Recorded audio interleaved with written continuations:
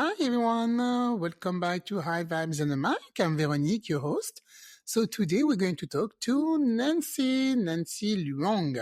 This is the second time we have Nancy on the show. She was one of our first guests 2 years ago. And today she's coming back because she just wrote a new book that I loved. All weirdos, it's normal. So Nancy is currently a digital program manager at Salesforce with over 15 years of experience in campaign operations and digital marketing.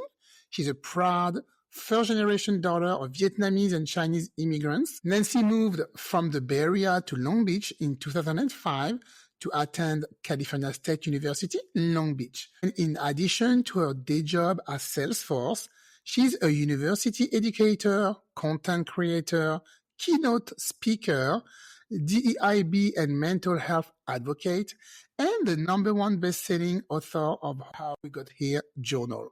So now let's hear it from Nancy. Hi, Nancy. How are you today? Hey, I'm good. Hi, girl. Hey. Oh, I'm so happy to see you today and talk to you. We are going to talk about your book because you're a very good writer.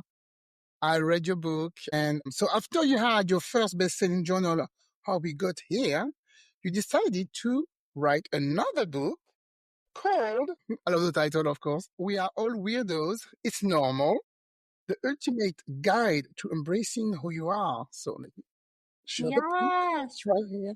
Okay. Yeah. So, girl, why did you decide to write that book? Little Well, Weirdo. thank you for reading it. That means so much to me. I don't expect people to actually read my book, like, even though I know that sounds silly, but really, people are busy. So I'm like, oh my gosh, whenever I hear people like, I actually read your book, I'm like, that's so cool. So thank you, Vero. That means so much to me that you read my book. Yes. Yeah, there's a few reasons why I wrote this. One huge reason is because I've always felt like a weirdo. I'm the youngest of 3 girls and 3 daughters, and I feel like I've always just been the oddball in my family. I feel like the weirdo of my family that deals with my mental health and trauma and goes to therapy, and my whole family's like, what the heck is that about? I don't understand that. And then, or we just don't talk about it. And then I've always felt like a weirdo in places that I sit in now or wherever I'm at. I would just feel out of place and odd. And I think that's odd for people to hear because they're like, oh my gosh, you're so successful and blah, blah, blah. And I'm like, dude, no, I feel like a weirdo all the time. And so I started to realize after telling people that they felt the same way, whether it was like students or my peers or even people that I saw as like, whoa, you're so cool and you're a mentor and you're a leader in this community. And I realized like we all have this common theme happening, which is we feel like misfits in some way, or we feel different or just alone at times. And I felt like that for so much of my life. And not until recently I started really just embracing it and being like, F it. This is me. This is it. Like, if you like me, you do. And if you don't, that's okay. I'm not everyone's cup of tea. But it's taken a lot of years and work to get to that mindset. So I wanted to share that with others, saying like, hey, I feel like this. You might see me one way, but I feel like this internally. And this is how I deal with it. And I think a huge part about embracing our weirdo selves is really accepting ourselves. And a huge part of that is just saying like, hey, I know I'm not perfect or I'm still a work in progress, and that's okay. It's not about like being confident 24/7 or having it all together, but it's more like that self-love, kindness, and acceptance while we figure out life. But you come from a very big family. Do you think you are the only weirdo in that big family? I'm sure you can see other people, cousins, your sisters. I mean, maybe not, but Yeah. and your cousin and other people. I'm sure there's other weirdos in there. Why did you feel that alone? And not until after I wrote my book, which I didn't tell my family I was writing a book. They didn't even know until my sister saw it in my Amazon cart. So she was like, well, this is a cool book. And then she looked at the author and said, did you write a book? And I'm like, yes, I'm about to release it next week. And she was like, what? You didn't tell anyone? And I said, I didn't, because when I was writing it was really therapeutic for me. And I needed to not have any outside noise to interrupt that. And I actually even write that about the book. In the book, I say, actually, my family doesn't even know I'm writing this right now, because I think part of self-acceptance and self-love is having healthy boundaries. And even though my family has the best intentions for me, sometimes they're a little rough. Okay. They're a little rough. So in a good way, but to me that affects my energy. So I needed no one to know in my family, so I could write it out as authentically as I could. And so to answer your question, I felt like the weirdo in my family, and not until after I wrote my book, when my sisters told me, like, I felt like a weirdo too. I'm like, you do? That book for me to write, to for them to say I feel like this, I just don't talk about it. And I realized, wow, we're so much more alike than different, but it's just something we never talked about in our family. Like, Yeah. ever. So That's the thing. We don't talk to each other sometimes enough. So yeah. communication. So I'm going to take a lot of quotes from your book and we're going to talk about it. Yeah. So the one, I really resonate with, and I was like, oh yeah, I want to ask her about that. So the first one I saw here, why is it so important for you to be self-aware and connected with your soul? Yeah, I think it's so important to be self-aware, because if we don't have self-awareness, it's almost like I want a mirror, an invisible mirror or a real one in front of me, so I can see what my actions are like. And I think it's so important to be self-aware, to like really check yourself, to say, like, what am I doing? I can't control others, but I can control how I react, how I am. And so let me do like a self check, which is self awareness to me. And when you can reflect on yourself and say, what are my actions? What am I doing here? What do I want out of this? And that self awareness, if someone has that, you're already like 50% done, because then comes the other 50% of like, what you want to do with that. But self awareness is so important, because in order to change, evolve, love yourself, you have to be aware of the way you're thinking and the way you feel. It's hard to do that. Yes. Yeah. And I guess so something else you said in your book, when you're aware of yourself, so you know yourself better, and you say that you try to change things that you thought you were, because you think you're weirdo, so you try to change, and then you realize, no, actually it's my superpower. So what is maybe one thing that you try to change and now you realize it's your superpower? Like one Yeah. example. There are like so many things. Like, one, I always want to be like more professional and like more articulate with my words, and like more, professional, like, but I'm I not. think you are. I think you are. I just like to talk how I want to talk. Okay. I say like a lot. I am freaking loud. I say fuck all the time. Like, I want to be like that. So like, just let me live. So I think that's so important. And I think that resonates with others, or the right people who align with that, because I don't always want to be, and I'm not a stuffy person that's like, blah, blah, blah. And I just want to express how I feel. So like, that's one way. I think I used to always like kind of, conform or like dim my light a little bit to like fit in. So I'm not like too extra, or I'm not, I'm saying the right things. And that was draining, because when you want to be out there in yourself, it is draining to like hold that energy down. So that's like one way I would try to change myself. And yeah, so that's one example. So you're more like an extrovert, and you're trying to be is it introvert? You're trying to be I'm like more, yes, calm. I'm more extroverted, but it's Yeah. not about being extroverted. It's more like my demeanor. Like, I feel like I just want to talk how I want and talk like this. And I'm in spaces where I felt like I had to be like more buttoned up, I see what you mean. blah, blah, blah, Yeah. blah. And I'm not like that. And so I just couldn't be. Like, when I speak to students, I talk to them just like this. Like, I do a lot of work at the university, Cal State Long Beach, and I talk to them just like how I talk to you right now. And that sticks with them. But if I came in and was like trying to be someone I'm not, and more like, polished and more articulate with my words, that wouldn't stick with them, only because that's not authentically me. So it's just about really embracing who you are and your personality. Yeah, you cannot act like you're in constant interview No, with people. who wants that? Boring. There you go. Yeah. Okay, that sounded judging. What I mean is, there's a cup of tea for everyone, right? And that's why I write in my book, you got to find your people. We're not all the same. So someone might be like, that's boring, right? Like, I might find that boring, but there's people that might be like, that's like my vibe, and that's fascinating. So I think it's so important to find the right people around you that align with who you are, because like, we're not all made to be the same in the sense of like getting along, which would be nice, but it's about different like vibrations coming together and aligning. And talking about alignment, you're talking about tools that you use to realign yourself. What did you mean by that? You said that I have tools. Yeah, so there's a lot of tools I use. So I think like, one, becoming with the self-awareness, I'm really self-aware of my thoughts. And on average, humans have about 40 to 60,000 thoughts a day, and 80% of those thoughts are negative. and over 90% are repetitive. So to me, I'm constantly like, if I'm catching myself being negative myself, I like catch that and I will change that and say like, that's not true. So I'm constantly shifting my thoughts and mindset to realign with who I want to be, and how I want to see life in a more positive way and in a narrative that fits me better with my mental health. Like, I don't want to constantly think like, oh my God, things are gonna hit the fan, or like, I'm not good enough. So I am constantly being like, nope, that's not true. Like, those are old patterns, old thoughts that you have. And I change it into like a positive thought. So that's one way. So that may actually that will drive me to my next question, because I had something when you said how to tackle spiraling thoughts. That's on page 38. And you have different solutions that you give people. I'm just going to read them quickly. So you said, so acknowledge the spiral, challenge negative thought, like you just said, practice self-compassion. So what do you mean by that?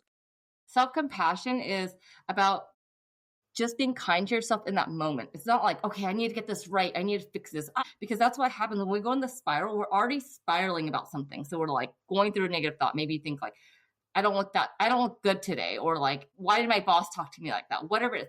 And then we punish ourselves even more. So while you're trying to shift that, be kind to yourself and say like, you know what? I might not get this 100% right now, but I'm going to be kind to myself to accept this for what it is in the moment.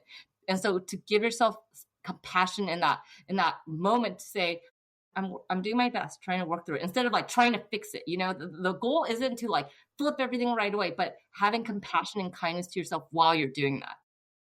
Okay. All right. Focus on the present. I think you just talked about that. Engage in uplifting activities. Yes. Yeah. Such as going on a walk, journaling, reading, even if you want to watch something mindless, Laughing. do nothing. That's okay Yeah. too. Just engage in something that, that will make you feel better in that moment, to be present. When I wake up every morning, when I have my breakfast, I just watch something funny. Yes. I don't put the news on. Oh my God, nothing like that. I just watch either Seinfeld or Modern Family. Yes. I love Something it. funny in the morning. I love that you said that, Vero, because one of my friends texted me today and said that she's not feeling good. She's like, I don't know why I'm feeling so sad. And she realizes because she's been watching a sad show. So exactly what you said, right? Sometimes when we get so consumed with like heavy news or heavy episodes or like drama, it can actually affect us, right? So It does. having something light and fun and funny is so great that you do that in the morning. It does. It affects you. Once I spent like a Sunday watching a marathon of Law and Order. Yeah. I was so depressed. I love that show, but I was so depressed. I'm like, I need to watch like one episode, not a whole marathon. It was ridiculous. Yeah, totally. And the last one you talk about is seek support.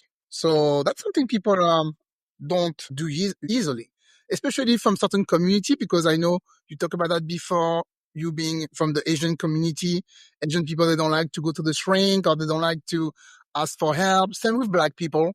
We're the same. How, when you tell your family that you are seeing a therapist, they were like, okay, like it's not a big deal. They didn't want to talk about it. So how do you engage with that, especially in your... Yeah. My parents were like, why? You could talk to us. And I'm like, I love you all, but that's why I'm going to therapy. So, they're like, you could just save money and talk to us. I'm like, oh no. Like, I didn't want to tell them like, I'm going to therapy to work with my childhood traumas, but and then, when I would talk to my sisters about it, it was just awkward, they would be like, okay, and that's okay. Cause it's almost like they don't know, like, because it's not common to talk about that. No one really knows how to react or be, and they just think it's weird. Like, oh, why do you need to go like get help? Like that's whatever. And then we just don't talk about it. So, I think it's so important. That's why I share my mental health journey with people, because I think I think it's important to share that, to normalize it, because the more we talk about something when we feel safe to, it becomes more normal. And I think our Asian community needs that. Like our Asian community we have, our stats are not great with seeking therapy, the stigma we have with it. We have high suicide rates compared to other marginalized groups in certain demographic or certain ages, because it's just not the norm to go to therapy. So I think it's really important to normalize that. For me, sharing my story, so people are like, oh wow, Nancy gets help, and that's okay, and maybe if they feel like they need it, then it's okay. It makes it okay for them to ask too. Yeah, because they see that like a weakness. Yeah. For them, where are you going to see a shrink or a therapist? You don't need that. Actually, I do. And I think we all do, actually. Yeah. All have childhood trauma. Right. Yeah. And I think, the way my sisters usually look at things when, I'm close to them, is like resolving, like solution oriented, like, well, just fix that then. And sometimes for me, it takes more than that. It's like, and everyone deals with things their own way. So for me, it's not, everyone has their own journey, but I do think it's important to have that as an option of seeking help. I think it's strength to ask for help. It's courageous, and strong people will ask for help when they need it, because it's not a weakness at all. It's a strength to want to work on yourself. And I love when you said that you needed a breakdown for a breakthrough. I really like that. So I don't know if it's something very personal that happened to you and you don't want to talk about it, but I was wondering, what was the big breakdown that gave her that breakthrough? Do you want to tell us about it or not? You don't have to. Yeah. So you're talking about in this book, I write about that, right? Yes, in the book, yeah. Yeah. So in this book, I wrote about how I had a breakdown with my family and how that ended up being a breakthrough. So I actually have never shared this with anyone with exactly what happened, but about like last summer, I was just not going through a great time. And I was like, I don't know what I want to do with my life, and like just feeling lost. And I was telling my sister, one of my sisters, about it. And she was like, okay, like, blah, blah, blah. And actually, I really don't tell them that much about my life. I've become more open now, because after I wrote my book, and there was a breakthrough after I wrote my book. Like, I think we all bonded in a certain way of like, hey, we're all going through stuff. And we usually didn't talk about that. So I'm like, oh, I feel much more safe to tell you my problems now, because before it was kind of like, just get over it, fix it, do something, Yes, And fix it's it, tough fix love it. with them. It's like tough love. It's just like, well, just figure it out. So like, that's why I never really wanted to tell them anything. So I was like, okay, and I always respected, like, that's just how they are from their childhood, and just as in like they process things differently. I was just not going through a great time. And then like my mom and I were talking, and she was saying something, and she like made a comment like, oh, it's like your sister said, it's because you have too much time on your hands. That's why you're like worried about these things. My God. And so, No. yeah, so I took it like, and she kind of just said in passing, and not at all in a malicious way, but because I was not going through a good time, I was like easily triggered. And when you're like on one, so I was like, what? What'd you say, Mom? Like, and I never, like, I was super triggered, and I knew, like, the self-awareness. I'm like, okay, I saw myself come out of my body, and I'm like, oh no, it's going down. You're about to have a breakdown. It's not going to be good, but at least you're self-aware. You'll deal with this after. So I was like, wait, why would she say that? Like, what did she say to me? What, like, and I just felt like all my insecurities. I mean, this was all projection of how I was feeling, what I was going through. And I was so mad at my mom, so mad at my sister. And I was just like, I was like, I don't want to talk to you. And like, this hasn't happened before. And I just was not in a good place. And it took a few days for us to even talking. Like, my mom called it back and said, like, are you okay? She even apologized. She said, I'm so sorry. I don't even know what I said for you to be this upset, but I'm sorry. Whatever I said, I didn't mean it. And we love you. Like, we love you and are here to support you. And I was still mad at her. I was like, no, get it. And I was just like a child lashing out. And so, then after self-reflection and self-awareness, I was like, okay, why are you still upset? It's been like 3 days. Like, something in your core is like, and by the way, during that time, I think my mom and dad felt bad, and they're like, oh, we should like go on that Vietnam trip that she's been wanting. Yes. So that came out of it too, which was so beautiful. So I was like, fine, thanks. Okay, I'll accept that for now. I take it.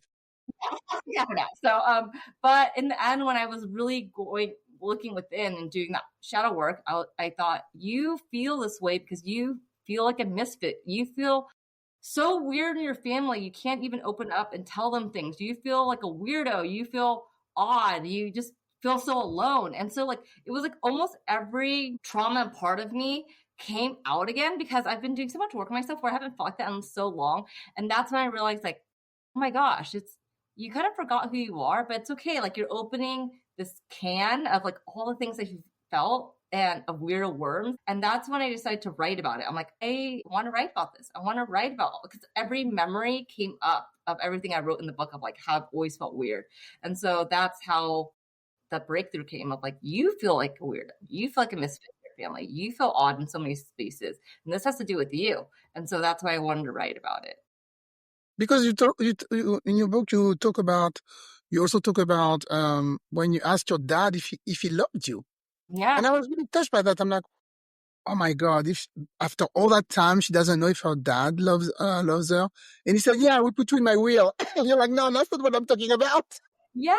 I asked my dad if he loved me 5 years ago. I was like going through another breakdown and I was like, Dad, do you love me? Because I've done everything you've wanted me to do. And yet you never tell me you're proud of me. You never tell me you love me. And I don't know what to do anymore. And at that point, I was fine with it. As in, like, if he would have been like, no, I don't love you. Moving on. I would have been okay with it because it was more for myself to just say it out loud. And that's like when the healing began, when he said, like, I do love you. I just don't know how to say that because we don't say that here, you know? Oh. And you know what's funny? Vera, like on Valentine's Day in Vietnam, I asked my parents, you know, my dad's Chinese and my mom's Vietnamese. I asked them, like, how do you say I love you in Vietnamese and Chinese? Because Wow. I don't know. never heard it. And they said, oh, we don't really say that. This is so weird. But that's their generation. I swear, that's their generation. Yeah. I'm telling you, I don't even remember my mom telling me she loves me. Yeah. I know she does because she showed me. Right. But I don't remember her telling me she loves me. I tell my daughter every day. Yeah. Both daughters, I tell them every day, I love you. I love you. Yeah. And I don't remember her telling me that. It's their generation. No, it really is. It really is. And my parents were like, yeah, we never said I love you. And I was like, your parents never told you they love you? They're like, never. Even worse. Never. They didn't. They never loved. They never said they loved them. They never hugged them. So that's why I wrote my first book, because I was like, wow, there's a lot of generational trauma and generational patterns that being passed down, and I wanted to like break those for myself. You know, I wanted to be like, I don't want to be like that. I want to heal those part of myself. So yeah.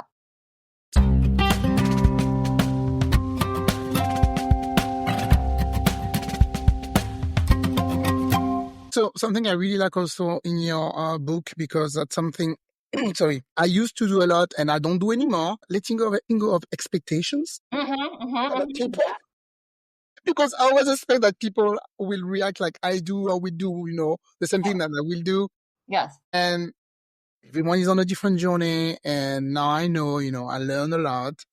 And it's so good and it's so free, you know, when you know that, oh, you don't have to expect that much about other people because they might do something else that you actually don't expect. So, yeah, I really like when you say that. Yeah, you know, and that one I actually had to learn from my sister because I was always disappointed all the time. So whenever people would change plans or, you know, anything, I would get so disappointed and so sad all the time, like deeply sad. And I was attached to the outcome of people's actions, and it really was draining. And my sister said, you need to stop having expectations. And I'm like, what do you mean? Like, you know, and she taught me, you know, just always be okay with the outcome of what happens. And it's not about preparing for like the worst or thinking negatively, like, oh, this is not going to happen. But it's more detaching the value and the emotions that you have to the outcome, because you're going to be fine anyways. And I am so good at that now. Seriously, 4 people last week canceled dinner on me. Like 3, it's like an LA thing that people do. And I was like, okay. I literally was like, all right, moving on. And before I used to be like, why would you do that? That's so disrespectful. That's so rude. Literally 3 or 4 dinners got canceled. I was like, okay, all good. Whatever, you know? I was like, I'll do my own thing. All good, because I let go of expectations. So yeah, I just have let go of that. And it's been so freeing, Vera. Let me tell you, it is the most freeing feeling when you can let go of expectations. Yeah. And it's different from not having standards, because I have standards. It's not about that. It's more like, okay, whatever happens, happens, you know? And I think that's why my vacation with my parents in Vietnam, I had no expectations, you know, we were together for 3 weeks. I was like, this could blow up. We could trigger each other. I don't know. I had like 2 backup plans. I was like, okay, backup plan number 1, I'm just not going to talk to them if we get on each other's nerve. Number 2, I might just leave. But like, because I had no expectations, I was like, you know what? I don't have expectations. Whatever happens. It was such a great trip, but they didn't have expectations either. So it kind of just all worked out in that way. So yes, not having expectations will give you freedom. Yeah, freedom. And something with you talk also about boundaries. You know, be able to set boundaries, something I was not able to do in my 20s and 30s. And the result was that I lost half of my friends, in my 40s, because when I started setting boundaries, they were like, but we don't like it. We don't like the person you become. I'm like, oh, too bad. We're not going to do that anymore. So, what kind of boundaries were you setting? Like, give me some examples. you cannot call me at any time to tell me about your life for an hour and don't even ask me how I am. Yeah. How about that? How about that boundary? Okay. I love that. Yeah. Or you cannot tell me, I don't like you hanging out with this person, so she cannot be your friend anymore because you're my friend. Yeah. I had a lot of possessive people around me. Yeah. Possessive. They were like, okay, you're my friend. You can only be my friend.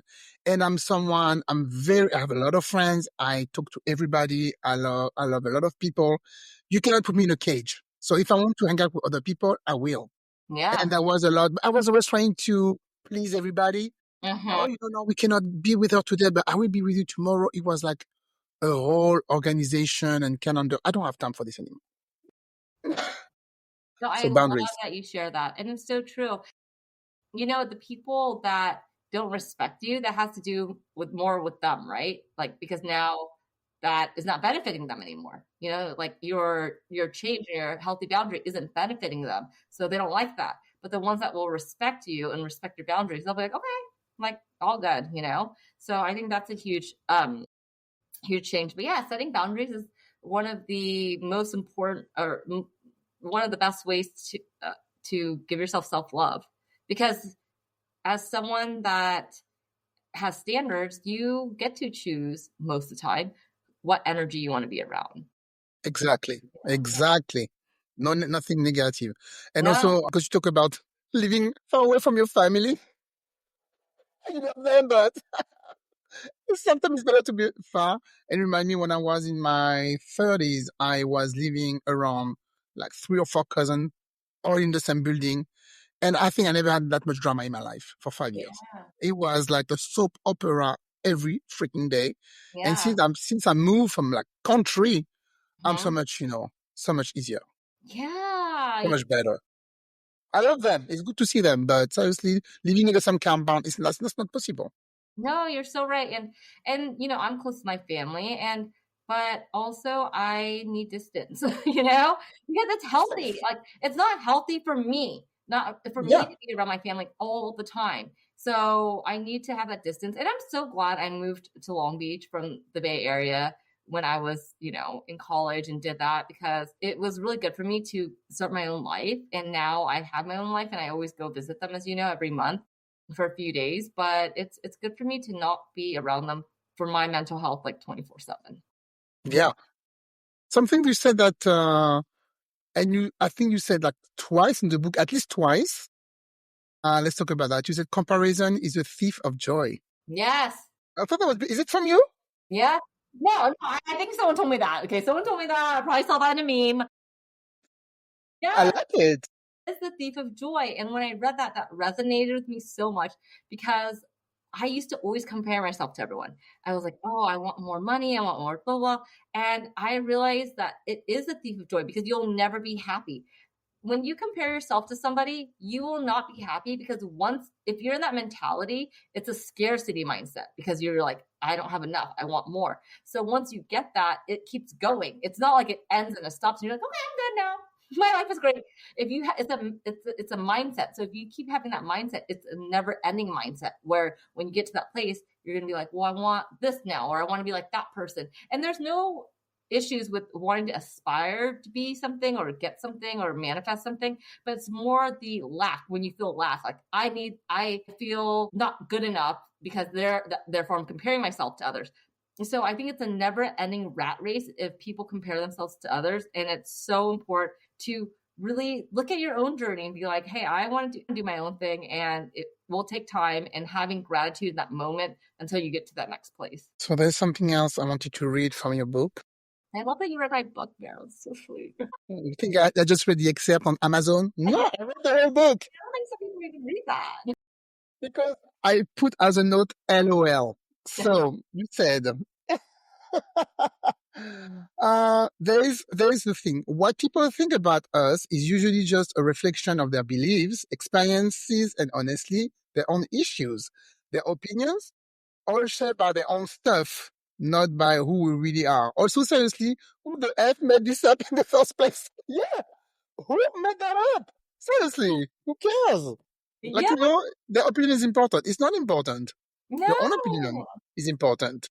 Yes, and it's so true because, it's like when you're just living your life and you're okay or like working yourself, it's like you don't worry about other people's stuff. So I see it in that way. I'm like, if I did, that would be on me, and because of whatever reason, I don't have enough going on. I want to project my own insecurities, etc. So I think, okay, if someone doesn't like me, it has nothing to do with me. It has to do with them, and that's okay. And that's also okay if someone doesn't like me or cares for me or whatever. Okay. Like it's Yeah. totally fine. But it has more to do with them than it has to do with me. And it's exhausting, right? Yes, and I tell It's people that anyway, exhausting. so why am I gonna waste my time? I don't wanna waste my energy to care about someone that doesn't care for me. Like, that's just a waste of time because I can't do anything, nor do I want to at this point, but I used to be like that. Anytime I felt like, "Oh, someone doesn't like me," or I always seek everyone's approval before, and that's why I know, like, I always wanted everyone to like me. I always wanted everyone to, like, praise me. I always wanted these things, but that's because I didn't have that for myself. So now that I do, I'm like, it's all good. You either get it, you don't. It's all good. Yeah. It might also, it could come, from like you said, your parents not telling you they love you or Mhm. they hug you, even though they did, but not showing you. So, when you grow up, you're like, I want people to tell me and show me that they love me, right? We all Exactly. need that. So, but after you realize, no, it's exhausting. We don't have time for this. And Yes, if they do, absolutely. they will tell you or they will show you for sure. But what else in that book? Oh, so everybody talk about that, but I wanted to ask you about the imposter syndrome because you put some example in your book and was like, what? Einstein, Beyonce, Tina Fey, they have that syndrome? Yeah. What? Yes. Yeah, so imposter syndrome is when someone thinks that they feel like an imposter. They feel like, oh my gosh, I don't belong here. I shouldn't be going to this school. I can't believe I have this job. They're gonna find out I'm an imposter and I don't know what I'm doing. Or maybe you sit at like a fancy restaurant and you think you don't belong there because you're so used to maybe being in a more humble environment that you grew up in, that you are not used to being in a nicer place. So you feel like an imposter for being wherever seat you're at. So many people, including most successful people, have imposter syndrome. I mean, come on, if Beyonce has imposter syndrome, then My God.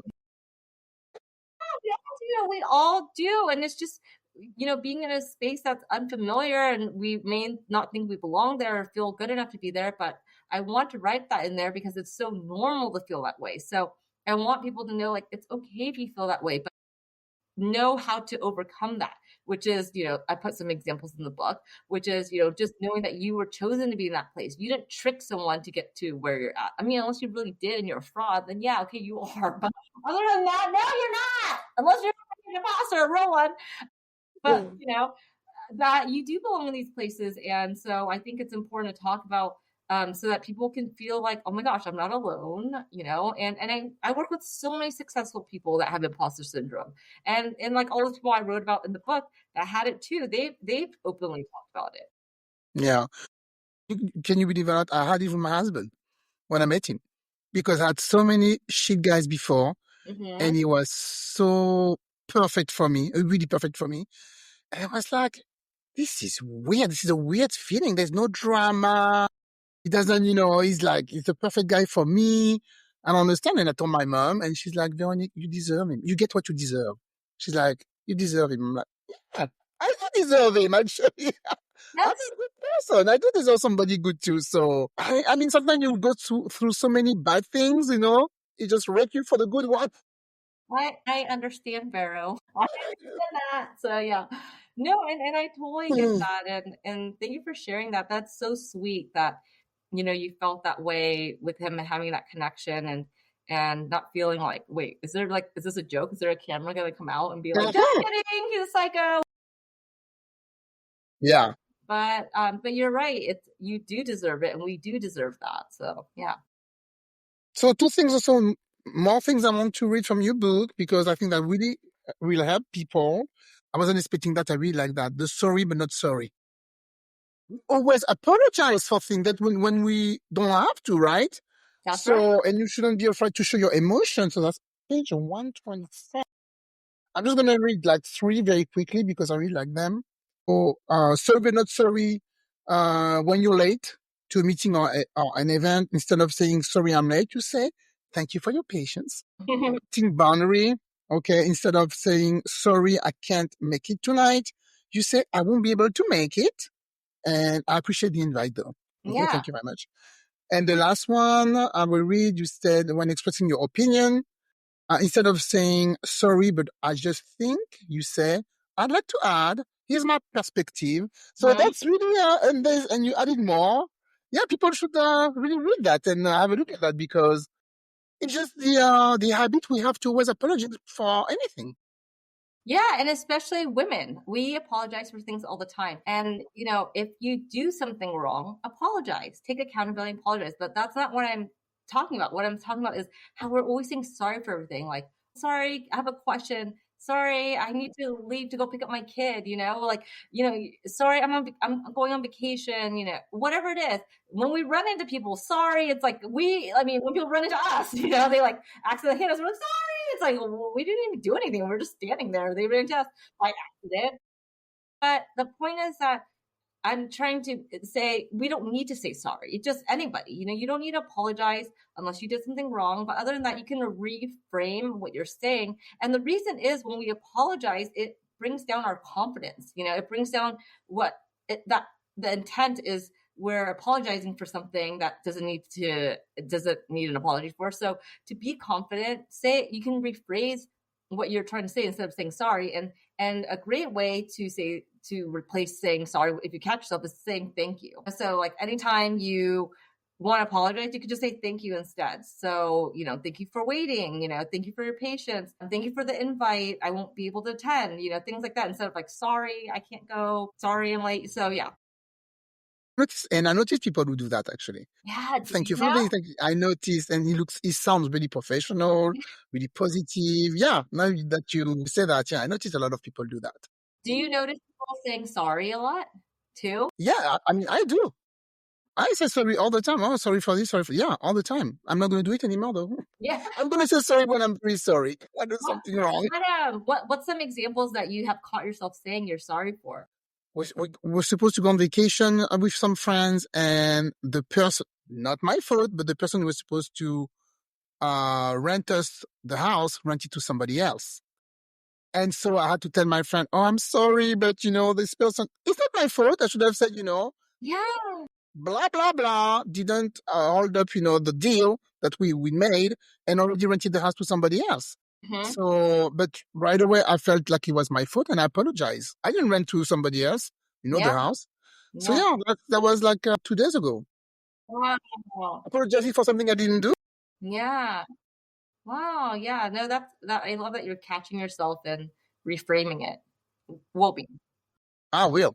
Yeah. So before we go, I wanted to tell you that after the listeners, if you don't already follow Nancy, please follow her on social media. She's really entertaining, and she writes really well. She already wrote 2 books, but even on social media, she always talk about her family, her parents. And I love when you post those long posts, you explain about your childhood, about your history, and even the life of your family, your parents, and the way, they were very humble when the way they came into this country. And so I really like the way you talk about being a first generation American in this country. And that made me think that I'm also an immigrant, and my daughters are first generation here. Yeah. And I'm hoping that in 20 years, my daughter will talk about me the way you talk about your parents, Every time I'm like, is she going to say that about me to someone? She's like, damn, my mom was a bomb. She had a freaking podcast. She was famous. Hopefully she will. So I just wanted to to tell you that I really appreciate, your post and everything you say about your parents. And I'm hoping that, my daughter will do the same. Why not? Yes.